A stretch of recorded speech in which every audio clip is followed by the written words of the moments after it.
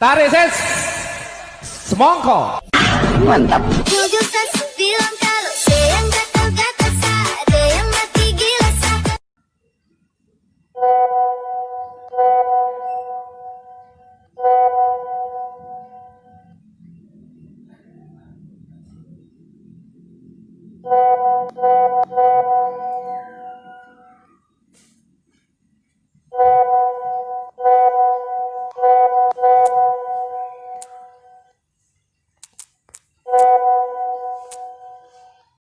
Di sorean kakopo karena angkotmu hejo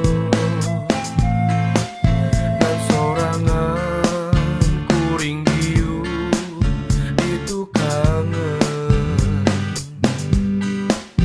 Di sorean kakopo karena angkotmu hejo terus kulimpi mawargi nan arewe tadi nama kuring nate etului kaciwide dan sorangan kuring sieun datanya ho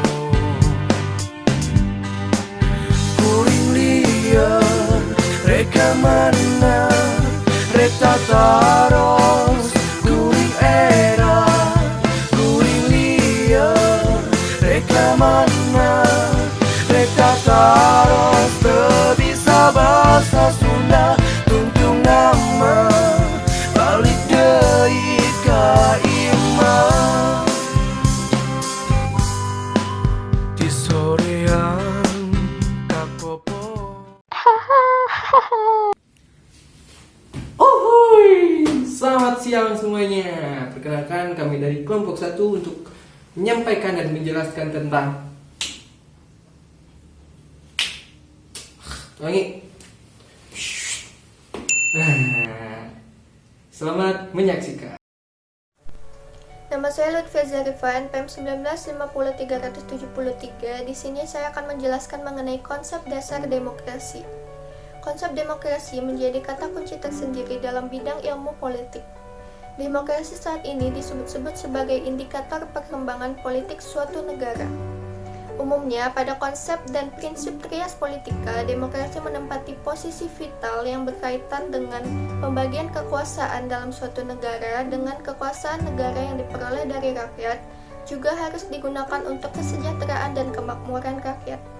Hal yang tidak kalah pentingnya dari konsep demokrasi adalah konsep yang berkaitan dengan kewajiban dan keadilan. Konsep kewajiban biasanya dilawan dengan konsep hak. Jika kita memiliki hak atas dasar perbuatan kita sendiri, maka orang lain juga memiliki kewajiban untuk membiarkan kita melakukannya. Jika mereka menghalangi kita, maka mereka melanggar kewajiban yang telah dibebankan oleh aturan hukum dan dapat dikenai sanksi. Dari sisi hukum, norma hukum hanya menentukan secara spesifik isi hak yang ditentukan secara teknis. Hak secara hukum dalam arti subjektif terkait dengan otoritas baik bagi seseorang yang ditentukan secara khusus oleh hukum ataupun orang-orang tertentu. Keadilan atas persamaan hak dari warga negara merupakan bagian yang sangat penting bagi demokrasi dan kebebasan warga negara. Assalamualaikum warahmatullahi wabarakatuh. Perkenalkan, nama saya Rika Kartika, NPM 1950358. Di sini saya akan menjelaskan mengenai pengertian demokrasi menurut para ahli. Yang pertama ada menurut Abraham Lincoln. Demokrasi yaitu suatu sistem pemerintahan yang diselenggarakan dari rakyat oleh rakyat dan untuk rakyat. Yang kedua ada menurut H. Harry Soker. Demokrasi adalah suatu bentuk pemerintahan rakyat, artinya rakyat atau orang banyak yaitu pemegang kekuasaan dalam pemerintahan. Yang ketiga ada menurut Charles Costello. Demokrasi yaitu suatu sistem sosial dan politik pemerintahan diri dengan kekuasaan pemerintah yang dibatasi oleh hukum dan kebiasaan dalam melindungi hak-hak individu warga negara. Yang selanjutnya ada menurut Henry B. Mayo. Demokrasi adalah suatu kebijaksanaan umum yang ditentukan atas dasar mayoritas oleh wakil-wakil yang secara efektif diawasi oleh rakyat melalui berbagai macam pemilihan, dilakukan berdasarkan pada prinsip kesamaan politik dan diselenggarakan dalam suasana di mana kebebasan politik terjadi. Yang selanjutnya, menurut Sidney Hook, demokrasi adalah suatu bentuk pemerintahan di mana keputusan-keputusan penting pemerintah baik secara langsung atau tidak langsung berdasarkan pada kesepakatan mayoritas yang diberikan rakyat yang telah berusia dewasa secara bebas. Assalamualaikum warahmatullahi wabarakatuh. Nama saya Erika, NPM 195030095. Saya akan memaparkan penjelasan mengenai ciri-ciri dari demokrasi. Sebuah negara dapat dikatakan negara yang demokrasi bila negara tersebut sudah mengusung ciri-ciri dari demokrasi itu sendiri. Ada beberapa ciri yang dapat diperhatikan dari demokrasi.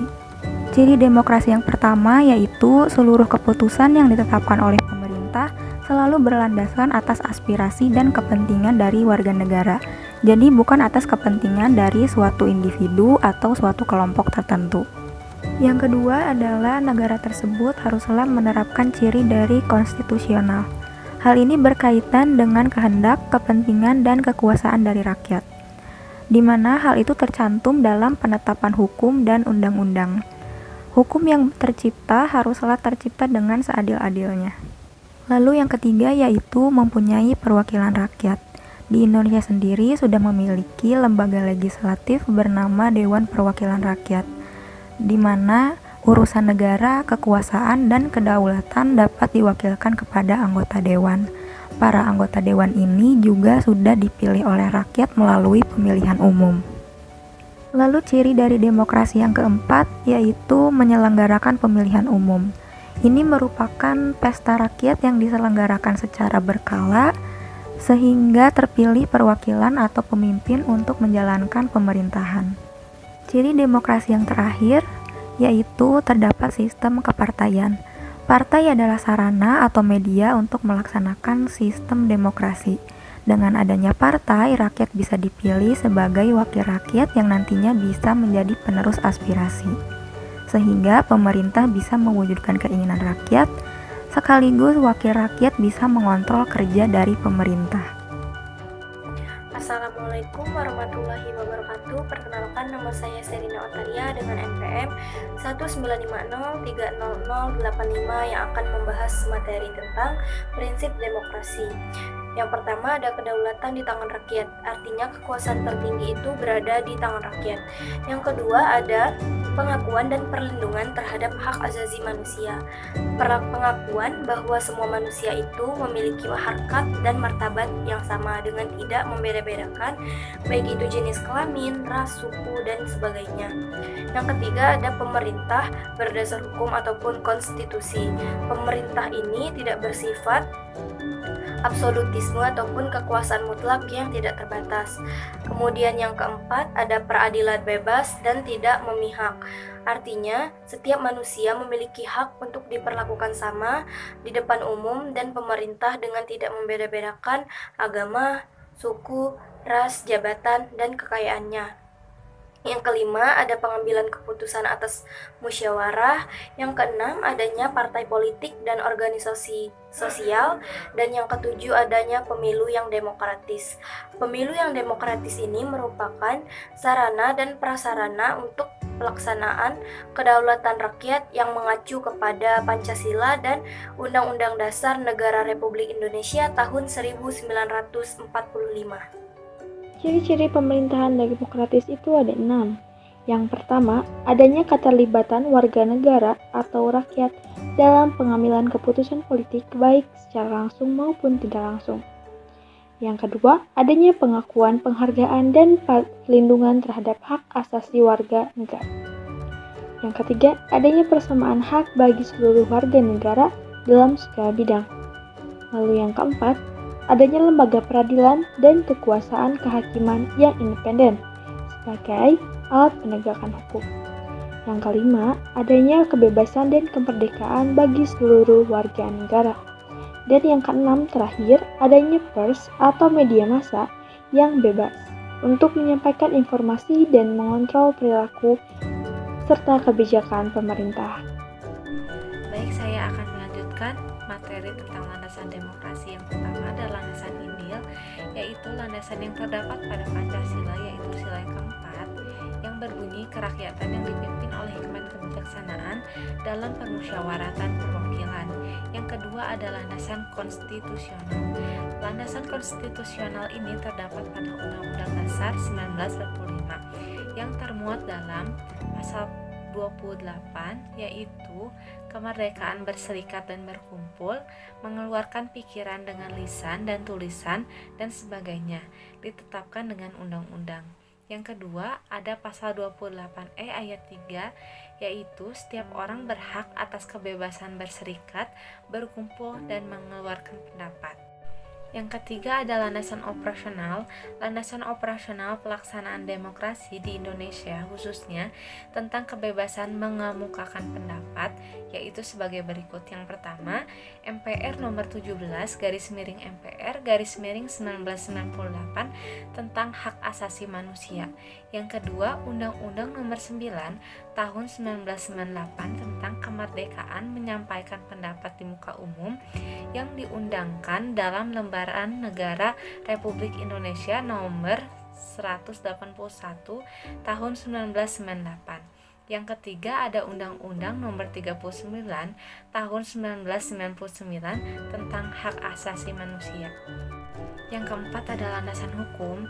Landasan hukum penerapan demokrasi merupakan implementasi dari Undang-Undang 1945. Yang pertama ada proklamasi 17 Agustus 1945. Proklamasi dianggap sebagai norma tertulis pertama yang ada setelah Indonesia berdiri sebagai suatu negara. Dan sehari setelah pembacaan proklamasi, pada 18 Agustus 1945, ditetapkan Undang-Undang Dasar 1945 sebagai landasan konstitusional negara beserta presiden dan wakilnya. Yang kedua ada Dekrit Presiden 5 Juli 1959. UUDS adalah undang-undang sementara yang diterapkan untuk mengisi kekosongan selama masa penyusunan undang-undang baru untuk bentuk negara baru. Tetapi tersendatnya proses penyusunan undang-undang dasar baru dianggap mengancam situasi ketatanegaraan Indonesia.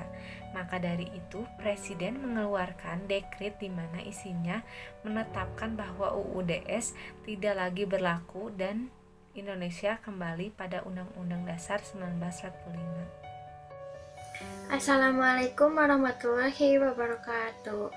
Baik, di sini saya akan menjelaskan tentang materi yang terakhir, yaitu perkembangan periode demokrasi di Indonesia.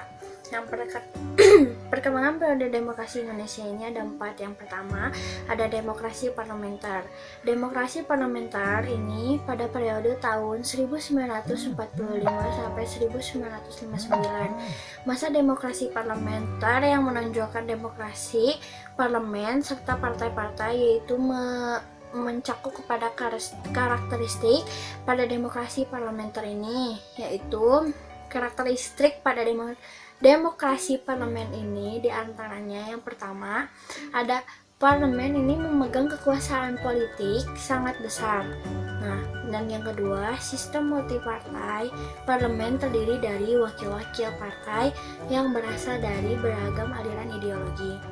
Yang ketiga, ada pengawasan yang ketat dan parlemen menyebabkan akuntabilitas pejabat negara sehingga penjabat negara ini sangat tinggi. Nah, yang keempat ada kabinet pemerintah koalisasi tidak stabil dan kerap berganti. Yang kelima, pemilu pada tahun 1955 ini terkenal sangat demokratis. Dan yang terakhir, yang keenam yaitu hak berserikat dan berkumpul bersama dengan jelas. Nah, itulah karakteristik dari parlementer pada tahun 1945 sampai tahun 1959. Nah, dan yang kedua ada demokrasi terpimpin pada tahun periode 1965 sampai 1966. Nah, pada masa demokrasi terpimpin ini sangat banyak dalam aspek yang telah menyimpang dari demokrasi konstitusional dan lebih menampilkan beberapa aspek dari demokrasi rakyat, karakter dari demokrasi rakyat. Nah, terus lebih untuk menonjolkan lebih mengetahui tentang demokrasi terpimpin ini, ada karakteristik demokrasi terpimpin, yaitu diantaranya yang pertama ada sistem kepartaian melemah karena kekuasaan presiden yang semakin besar. Nah, terus yang kedua ada peran kontrol DPR gotong royong atau bisa lebih disingkat dari DPR GR. Nah, ini melemah, peran kontrol DPR gotong royong ini menjadi lemah gitu kan, melemah. Terus yang ketiga, pemilu tidak diselenggarakan dalam demokrasi terpimpin ini. Pemilu tuh tidak diselenggarakan, ya mungkin karena sistem kepartaian, mungkin karena kekuasaan presidennya yang semakin besar, jadi pemilu ini tidak diselenggarakan. Nah, terus yang keempat ada upaya konsolidasi kekuatan politik dengan cara pembentukan kabinet gotong royong yang mewakili semua fraksi dan partai. Nah, terus dan yang kelima ada upaya konsolidasi juga kekuatan politik dengan cara pembentukan Dewan Nasional yang dibentuk dari golongan fungsi wakil, buruh, petani, pendeta, ulama dan lain-lain. Nah, terus ada juga yang keenam, sentralisasi kekuasaan ditanggung presiden, dan yang ketujuh, kewenangan dibentuk dengan kabinet. Nah, itulah beberapa karakteristik demokrasi terpimpin pada periode tahun 1965 sampai 1966. Sekian dari saya, mungkin akan dilanjut penjelasannya demokrasi selanjutnya yang akan dilanjutkan oleh teman saya. Adalah demokrasi Pancasila. Karakteristik demokrasi Pancasila diantaranya yang pertama, kekuasaan presiden sebagai kepala negara dan pemerintahan sangat tinggi. Lalu, partai politik dibatasi jumlah dan peran politiknya. Pemilu terselenggara teratur setiap 5 tahun. Tidak ada pergantian kekuasaan politik. Soeharto berkuasa selama 5 periode pemilu.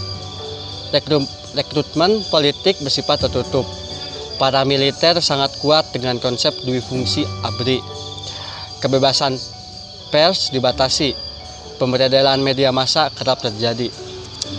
Lalu peralihan demokrasi Pancasila diantaranya di akhir Orde Baru, perekonomian kacau, harga BBM dan kebutuhan pokok melambung naik.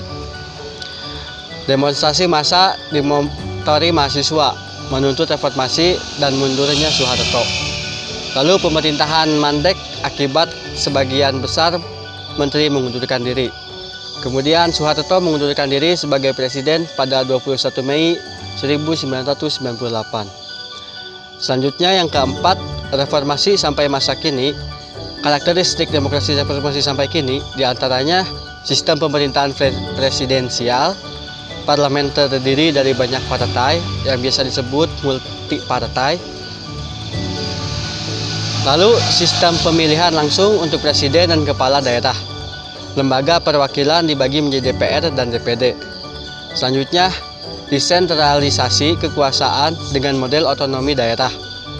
Lalu kebebasan pers lebih baik. Yang terakhir, dibentuknya komisi-komisi independen negara seperti KPK. Maka dapat disimpulkan pada materi hari ini, ya masa depan demokrasi kita tampaknya belum akan pulih dalam waktu dekat. Model post demokrasi akan tetap bercokol dalam kehidupan politik kita. Memang kita tidak akan mengarah pada model pemerintah otoriter, namun juga belum akan mengarah pada bentuk pemerintahan demokrasi tulen. Berbagai indikasi menjelang dan saat terjadinya pandemi COVID-19 tidak menunjukkan tanda-tanda yang mengarah pada dukungan bagi perbaikan demokrasi. Jika tidak ada sebuah terobosan politik yang berarti, bisa jadi kualitas demokrasi kita semakin melorot pasca pandemi ini.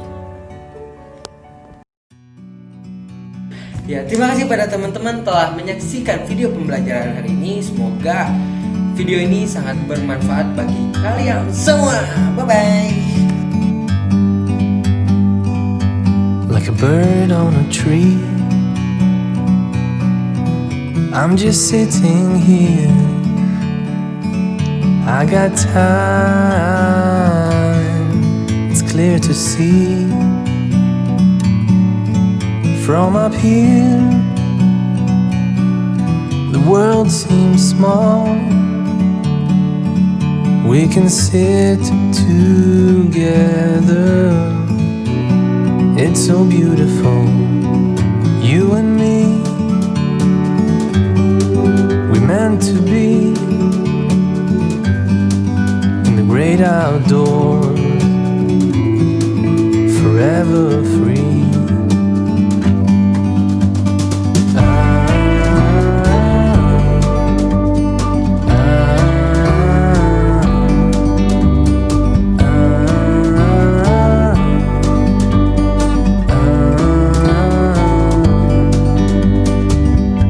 Sometimes you need to go and take a step back to see the truth